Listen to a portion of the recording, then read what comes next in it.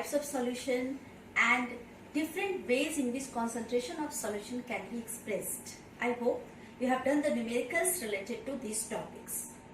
Today we are going to study about solubility of a solution. किसी solution की solubility term क्या है उसको आज हम लोग समझेंगे for different types of solution. As for example, solubility of a solid in a liquid and solubility of a gas in liquid. दो तरह के solutions के बारे में, solubility के बारे में हम लोग आज study करेंगे. Okay?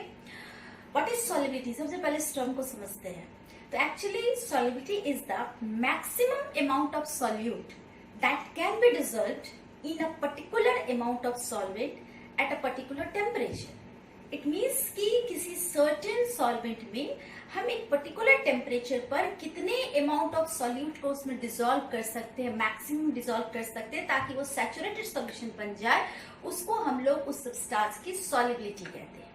ओके सॉलिबिलिटी जो है वो कई फैक्टर्स पर डिपेंड करती है, जैसे nature of solute and solvent, उनके बीच कैसा इंटरेक्शन है. इंटरेक्शन अच्छा होगा तो ऑफकोर्स सॉलिबिलिटी ज्यादा होगी. टेम्परेचर पर डिपेंड करता है, प्रेशर पर डिपेंड करता है, कई फैक्टर्स पर सॉलिबिलिटी किसी सब्सटेंस की डिपेंड करती है. तो इन फैक्टर्स को हम लोग वन बाय वन डिस्कस करेंगे for two types of solution, one in which solute is solid and solvent is liquid, and another in which solute is gas and solvent is liquid. Okay, first of all we will going to start solubility of a solid in a liquid. Okay, सबसे पहले हम लोग देखते हैं कि solubility of a solid in liquid, कि किसी solid की solubility किसी liquid में क्या है. तो in terms of solid, अगर हमारा solute मतलब solid हो, उस समय हम लोग solubility को define कर सकते हैं maximum amount of solute in grams dissolved in 100 gram of solvent to prepare a saturated solution at a particular temperature. Okay, it means कि solute अगर solid है तो हम amount उसका grams में निकालते हैं कि कितना ग्राम कोई solute है, solid है जो 100 ग्राम of solvent में dissolve कर सकता है एक particular temperature पर. तो उसके सैचुरेटेड सॉल्यूशन को प्रिपेयर करने के लिए उसको हम लोग उस पर्टिकुलर सॉल्यूट की हम लोग सॉल्युबिलिटी कहते हैं.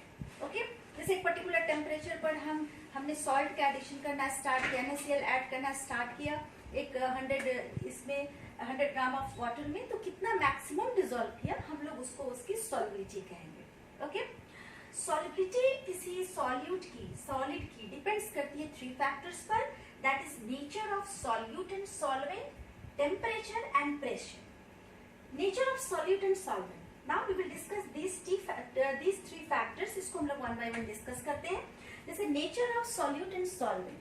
If you know like dissolves like, अगर कोई polar solute है तो वो polar solvent में आसानी से dissolve करेगा. कोई नॉन पोलर सॉल्यूट है तो नॉन पोलर सॉल्वेंट में डिसॉल्व करेगा. आपने पहले भी पढ़ा है लाइट डिसॉल्व्स लाइट. तो ऐसा सॉल्यूट यानी ऐसा सॉलिड और लिक्विड जिसके बीच इंटरेक्शन ज्यादा होगा उसकी सॉल्युबिलिटी ज्यादा होगी. ओके, जैसे अगर हम वाटर में सॉल्ट को डिसॉल्व करते हैं तो उसकी सॉल्युबिलिटी ज्यादा होगी एज कंपेयर टू किसी दूसरे नॉन पोलर सॉल्वेंट. ओके, तो first of the principle is like dissolves like. Solute और सॉल्वेंट के बीच इंटरेक्शन जितना ज्यादा होता है उसकी सॉल्युबिलिटी उतनी अधिक होगी. दूसरा जो फैक्टर है दैट इज टेम्परेचर. इस पर भी किसी सॉलिड की सॉल्युबिलिटी बहुत डिपेंड करती है. एज पर इन जनरल ज्यादातर रिएक्शंस जो हमारे एंडोथर्मिक होते हैं जिसमें टेम्परेचर हीट रिक्वायर्ड होता है, वैसे रिएक्शंस के लिए अगर हम टेम्परेचर को बढ़ाते हैं तो उसकी सॉल्युबिलिटी बढ़ जाती है. आप इसको प्रैक्टिकली नॉर्मल देख सकते हो.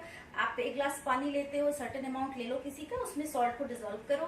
अगर आप ठंडे पानी में डिसॉल्व करते हो तो कम अमाउंट डिसॉल्व हो रहा है, और उसी को अगर आप टेम्परेचर बढ़ाते जाओ तो आप ज्यादा से ज्यादा अमाउंट को उसमें डिसॉल्व कर सकते हो. तो मोस्ट ऑफ द केसेस में यू में से कि इंडोथर्मिक रिएक्शन जो होते हैं उसमें टेम्परेचर जो होता है वो सॉल्युबिलिटी को सपोर्ट करता है. मतलब solubility is directly proportional to temperature. Temperature बढ़ाओगे सॉल्युबिलिटी बढ़ जाएगी. Okay, third factor is pressure. तो प्रेशर का कोई डायरेक्ट इफेक्ट हमारे सॉलिड सॉल्यूट पर नहीं आता है. इट मीन्स कि अगर हमारा सॉल्यूट सॉलिड है तो प्रेशर का कोई खास कोई बहुत इफेक्टिव उस पर इफेक्ट नहीं आता है, बिकॉज आप जानते हो कि सॉलिड जो होते हैं वो नॉन कंप्रेसिबल है. सो प्रेशर का ऐसे सॉल्यूशंस की सॉल्युबिलिटी पर कोई इफेक्ट नहीं होता है, कोई अप्रिसिएबल इफेक्ट नहीं होता है. तो ये इफेक्ट हमने पढ़ा जिसमें सॉल्यूट हमारा सॉलिड था और लिक्विड हमारा और सॉल्वेंट हमारा लिक्विड था। अब हम लोग नेक्स्ट स्टेप के सॉल्यूशन की सॉल्विटी डिस्कस करेंगे, जिसमें हमारा सॉल्यूट जो है वो गैस है और सॉल्वेंट जो है वो लिक्विड है। ओके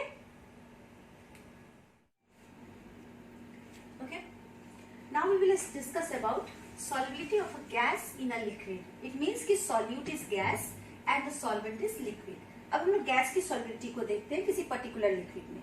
तो इसको गैस के टर्म में हम लोग सॉल्युबिलिटी को डिफाइन कर सकते हैं maximum volume of a gas in CC, centimetre cube में, मिलीमीटर के टर्म में लेंगे, dissolve in 1 cc of a liquid to make a saturated solution at a particular temperature and pressure of 1 atm.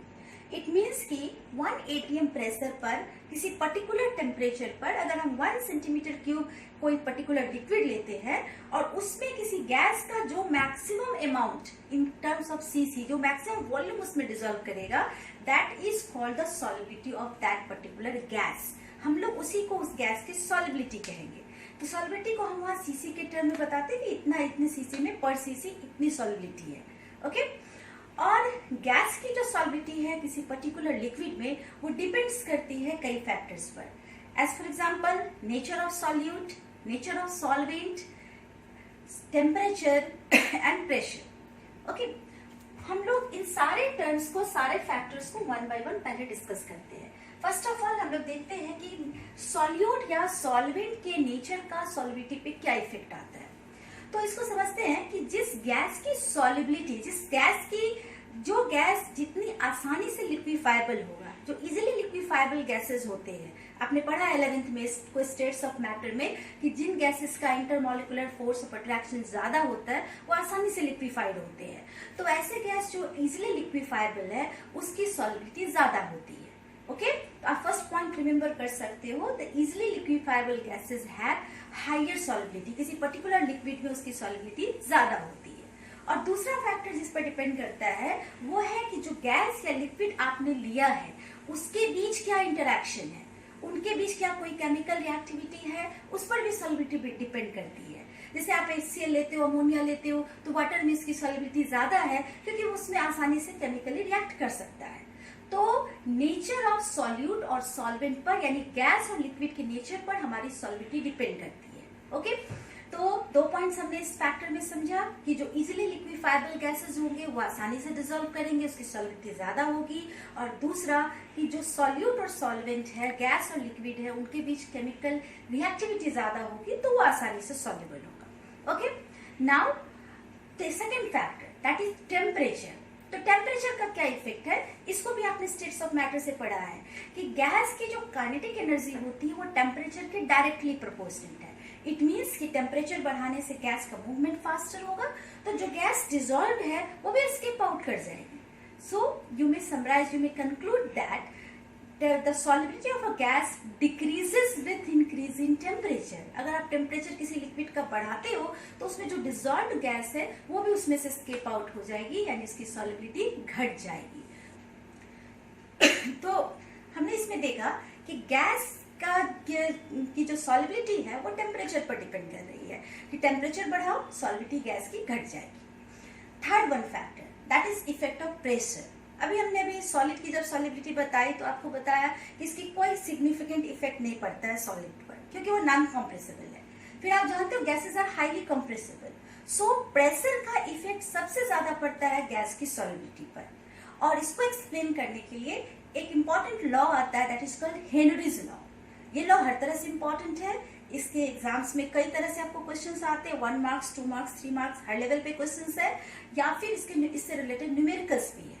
और Henry's law जो है हमारे daily life में भी कई सारे एग्जांपल्स मिलते हैं जहां पर इस लॉ को हम एप्लीकेशंस देखते हैं, यूज देखते हैं। तो नेक्स्ट टॉपिक हम लोग एक्सप्लेन करने जा रहे हैं कि what is the effect of pressure, जिसको हम एक्सप्लेन करेंगे with the help of Henry's law.